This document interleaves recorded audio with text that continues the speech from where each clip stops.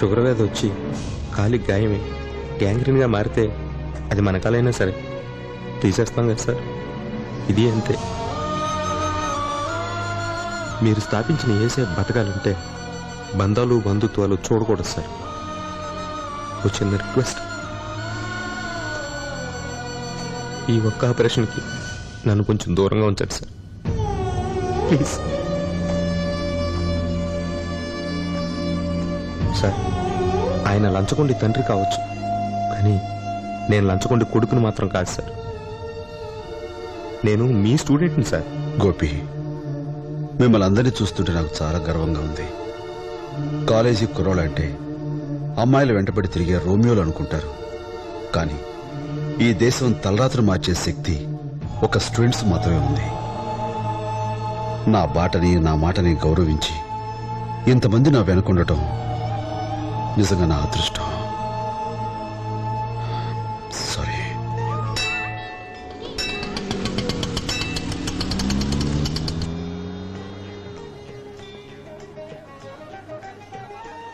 ఎంతైంది? 90 100? 45 రూపాయలండి. Petrol rate పెరుగుతుంటే meter rate తగ్గుతుందేంటి? ఇది వరకు 90 తీసుకునేవాళ్ళు కదా. గప్పట్ల ఆర్టీఓకు, బ్రేక్ ఇన్స్పెక్టర్ కు, ట్రాఫిక్ వాళ్ళకు లంచాలు ఇస్తుండే కదమ్మా. అందుకే మేము కూడా మీటర్ మీద ఎక్కువ పైసలు తీసుకుంటాం. ఇప్పుడేమో ఆఫీసర్ సాలేగాళ్ళందరూ ఒకళ్ళని చూసి ఒకళ్ళు లంచాలు తీసుకుని భయపడి చేస్తున్నారు కదా.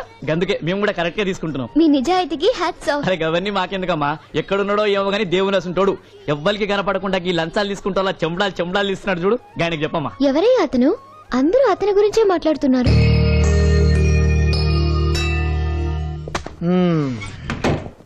నమస్కారం బ్రదర్. నమస్కారం. ఏంటలా చూస్తున్నావు? నేనెవరో తెలీదా? నువ్వు ఈ సీట్లో కూర్చోడానికి కారణం నేనే.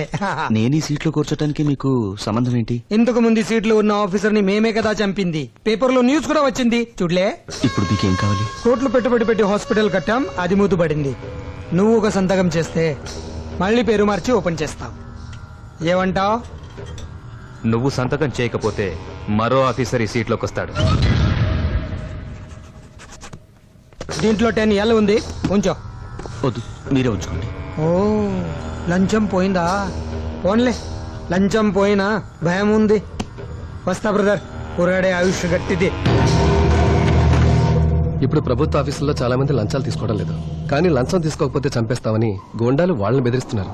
అంతేకాదు ప్రొఫెసర్, నెల్లూరు ఆర్టీఓ రమణమూర్తి గారిని లంచం తీసుకోలేదని ఇంటికెళ్లి మరీ చంపారట. ఇది ఇలాగే జరిగితే పిక్ పాకెట్ గడ్ ప్యూన్ ని కత్తి పట్టుకున్నవాడు కలెక్టర్ని బెదిరిస్తాడు సార్. తప్పు చేసిన వాడిని శిక్షించడం ఎంత ముఖ్యం, నిజాయితీ పనులను కాపాడడం కూడా మనకు అంతే ముఖ్యం. పోలీస్ రికార్డ్స్ లో ఉన్న రౌడీ షీటర్స్ అందరి లిస్టు తయారు చేయండి. వాడు ఏ జాతి వాడైనా, ఏ మతం వాడైనా, ఏ నాయకుడు అండదండలు ఉన్నా ఆలోచించండి. Go head. సార్, ఆంధ్రప్రదేశ్ లో మొత్తం రౌడీలు దాదాల వివరాలు ఇవి. వీళ్ళలో నెంబర్ 1 వీడే సార్.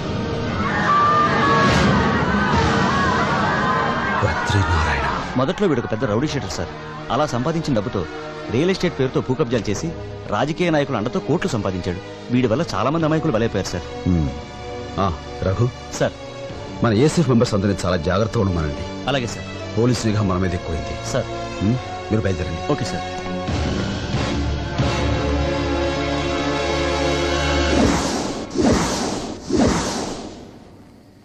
ఏసీఎఫ్ పేరుతో హత్యలు చేస్తోంది మీరేనా? మీరు ఆంధ్రప్రదేశ్ గురించి పూర్తి వివరాలు చెప్తుంటే ఆ రోజు నాకు అర్థం కాలేదు, కానీ ఇప్పుడు తెలిసింది. మీ ముఖం చూడకుండా ప్రజలు మిమ్మల్ని దేవుడని కొలుస్తున్నారు. అలాంటి వ్యక్తితో నేను రోజు మాట్లాడుతున్నాను, అల్లరి చేస్తున్నాను, ఆట పట్టిస్తున్నాను. ఓ పక్క తప్పు చేశాననిపించినా మరో పక్క గర్వంగా ఉంది. Really I'm very lucky. ఇంత గొప్ప పని చేస్తూ కూడా జనానికి మీరెవరో తెలియకుండా ఎందుకు చేస్తున్నారు? నీ బట్టలు వేసిన వాడి ముఖం నీకు తెలుసా? నువ్వు వేసుకునే చెప్పులు తయారు చేసిన కార్మికుడి ముఖం నీకు తెలుసా? రోజు మనం తినే ధాన్యం పండించిన రైతు ముఖం నీకు తెలుసా? మన కోసం దేశ సరిహద్దులో కాపలా కాసే సైనికుడి ముఖం నీకు తెలుసా? వీళ్ళందరూ ఎవరో తెలియనప్పుడు నేను కూడా జనానికి తెలియాల్సిన అవసరం లేదు. ఇన్ని తెలిసిన మీకు ప్రాణం విలువ తెలియదు అంటావు? ఎస్, ధర్మయుద్ధం పేరుతో ప్రాణాలు తీయడం తప్పు కాదా? తప్పు కాదు. ఆ ప్రాణం విలువ తెలిసిన వాడిని కాబట్టి ఇదంతా చేస్తున్నాను. సమాజంలో ఒకరు తప్పు చేస్తే ఎందరి బతుకులు బలవుతాయో తెలిసిన వాడిని కాబట్టి ఇదంతా చేస్తున్నాను. వీడి వల్ల ఎందరి జీవితాలు నాశనం అయ్యో తెలుసా నీకు? రా తెలుసుకుందా. నువ్వెప్పుడు అడుగుతుంటావే మీకు వెనక ముందు ఎవరు లేరా అని చూడు, నా నందిని చూడు. దీనికి కాబోయే మొగుడు సినిమా హీరోలా ఉంటాడంట. ఎలా ఉంటే నీకెందుకే? నీ కాబోయే మొగుడికి నేను బీటేద్దామని. నా మొగుడు మీద కన్నేసావంటే చంపేస్తాం. పెళ్లి కాకుండానే మొగుడు మీద ప్రేమ మొదలైందే దీనికి. అయిందా? అమ్మాయిని తొందరగా రెడీ చేయండి, పెళ్లి వారు వచ్చే వేళైంది. 24-25 లక్షలు. ఏంటి బామ్మ 20 అంటున్నావేంటి? నీకొచ్చే కట్నం గురించిరా. అదేంటే పోయిన సంవత్సరం 15 లక్షలే అన్నావు. నీ మార్కెట్ పెరిగిందిరా. నువ్వు ఇలా ప్రతి సంవత్సరం పెంచుకుని వెళ్తే అలాగే. మొన్న పెళ్లి చూపులకు వెళ్ళినప్పుడు పెళ్లి కొడుకు ఎవరైనా నన్ను అడిగారు. నేను చెప్పలేక ఎంత ఇబ్బంది పడ్డాను. నీకేంట్రా నవ మన్మధుడివి. బామ్మ కట్నం తీసుకోవడం తప్పే, నా మాట వినవే. చూడు, నువ్వు ఆదర్శమనే ఎఫెక్ట్ కోసం కట్నం వద్దన్నావనుకో, నీలో డిఫెక్ట్ ఉందనుకుంటారా. బాబా కట్నం తీసుకోవడం నేరమే. నీ అబ్బా, ఏమైందిరా? ఈ న్యూస్ చదివావా? ఏంటిది? ఏమిట్రా? నీ కనపడలే, ఊరుకో, నువ్వు చదువు. కట్నం తీసుకున్నందుకు ఆంధ్రప్రదేశ్ లో అనసూయమ్మకు జైలు శిక్ష, అమ్మో. తమిళనాడులో తంగమాలిగైకి ఉరి శిక్ష, ఆ. కర్ణాటకలో కామాక్షికి కాలు చేతులు తీశారు. కర్ణాటకలో ఏమైంది? కామాక్షి కాలు చేతులు తీశారు. బామ్మ నీకు కాళ్ళు లేక నేను ఊహించుకోలేనే. మనకి కట్నం వద్దే, కట్నం వద్దని చెప్పేసి అమ్మాయిని పెళ్లి చేసుకున్నాను రా. కట్నం తీసుకుంటే ఇన్ని శిక్షలున్నాయా? రాశారు కదా. అయితే నేను ఒక నిర్ణయానికి వచ్చాను రా. అబ్బా నా ఏంటది? బామ్మ. కట్నం తీసుకోవా? కాంప్రమైజ్ అయ్యే సమస్య లేదురా. ఆ. లక్షలు నాకు, ఆ. శిక్షలు నీకు. బామ్మ! ఆరిచ్చావంటే 5 పెంచుతా. నీ అమ్మ. అల్లుడు, నువ్వు ఆ బూతులు అలాగే మింగే. సిస్టర్, లక్షలు లక్షలు అని నా జీవితాన్ని మోడు చేశావు. అల్లుడి జీవితాన్ని అలా చేయొద్దని అభ్యర్థిస్తున్నా. ఏమిటో తప్పంతా నాదే అయినట్టు మాట్లాడతారు. అయితే ఈ పెళ్లి చూపులు క్యాన్సల్. ఒరేయ్, బామ్మ, ఈ బామ్మ. కళ్ళద్దాలు, ఆ వాచ్ చైన్ అన్ని తీసేసి లుంగి కట్టుకొని లోపలికి వెళ్ళి తొంగపో. సరే మనంతా కలిసి అండర్స్టాండ్ చేద్దాంరా. ఆ, ఏంటి? నోరు తెచ్చి కట్నం అడిగితేనే కదా నేరం. నీకెంత కట్నం కావాలో వేలు చూపించి అడిగేవే. 7 లక్షలు. ఇదేదో బాగానే ఉందిరా. నీకు వాన ఉంటుంది. 25 లక్షలంటే 20 లక్షలు, 5 లక్షలు, 20 లక్షలు, 5 లక్షలు. Fine fine fine. మాయా అల్డా, ఆ ఇచ్చేవాళ్ళ బతుకులకి ఇది ఫైనే.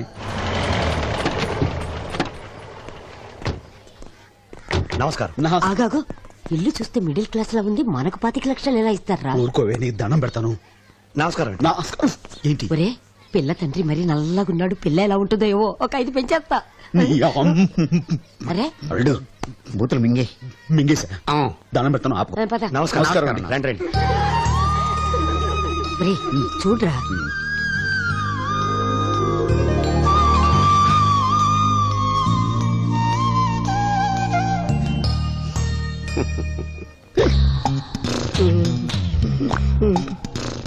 మాయా అమ్మాయి బాగుందా? చాలా బాగుంది. ఎంత బాగుంది? మీ అత్తయ్య ఎంత రేంజ్ లో ఉంది. నేను అడిగింది పెళ్లి కూతురు గురించి. నువ్వు చూసుకోవా, మాకెందుకో. సర్లే. ఏంటి బాబు టెన్షన్ పడుతున్నావు? పెళ్లి చూపుల కొత్త. కొత్త నెలకైదారు చూస్తాడు మా వాడు. మరి అన్ని చూపులు జరిగిన అబ్బాయికి ఇంకా పెళ్లి కుదరలేదంటే అబ్బాయిలో ఏమండోయ్, అంటే నన్ను ఏమన్నానండి, మా వాడిని ఏమనొద్దు. దేంట్లో అయినా సరే మా వాడు ఊరుకో మాయా, మన గొప్పలు మనం చెప్పుకోకూడదు. నీ గురించి ఉన్నదే చెప్పాను కదరా. సరే కానీ పెళ్లి కూతురు నచ్చిందో లేదు చూడు. నచ్చింది. అమ్మాయిని ఇంట్లోకి తీసుకోండి. నచ్చిందా? లోపలికి తీసుకెళ్ళి. వెళ్ళిపో, నువ్వు వెళ్ళమ్మా. ఇక అక్క మ్యాటర్. బామా పిల్ల బాగుంది కదా, పెళ్లికి ఓకే అనవే. ఏంటి ఓకే అనేది విషయం తేలని. పైకి అనుకు జైల్లో పెడతారు. నేను మేనేజ్ చేస్తా కదా. అలాగే. మావయ్య గారు. ఏంటళ్ళు? నేను కదా మావయ్య గారు. బాబు అసలు విషయం తేలంటే వరుస కలపకు. మీతో కొంచెం పర్సనల్ గా మాట్లాడాలి, అలా పక్క వస్తారా? తప్పకుండా.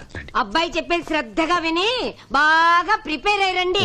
పోలీసులు బా, ఏమిటి బాబు? అదే ఆ కట్నం విషయం అది మీతో మాట్లాడదామని. బాబు నేను ముందే కట్నం అది ఇచ్చుకోలేనని చెప్పాను కదా, మళ్ళీ ఇప్పుడు కట్నం. అయ్యో మీరు ఇలా టెన్షన్ పడకండి.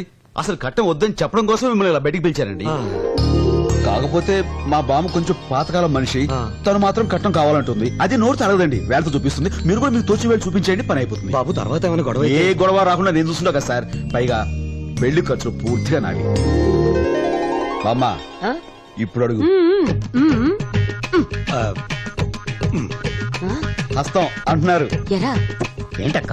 మన 25 కంటే 50 అంటాడేమిటి? మనవాడు అలా తగ్గొట్టాడు. నమ్మచ్చంటావా? లేకపోతే వచ్చే 25 లక్షలు పోతాయి. అమ్మో వదిలే. Okay okay. ఏ తనని ఇంకోసారి చూడాలనుంది. ఆయన పిలుచుకొని ఆ గదికి రా. సరే అక్క. బావా ఏంటి? అక్క పిలుస్తుందిరా. అక్క పెళ్లికి ముందు నేను అంటాను కాదు. రావయ్య మగడ రమ్మంటే ఇటెక్కడికి? గదిలోకి. అయ్యో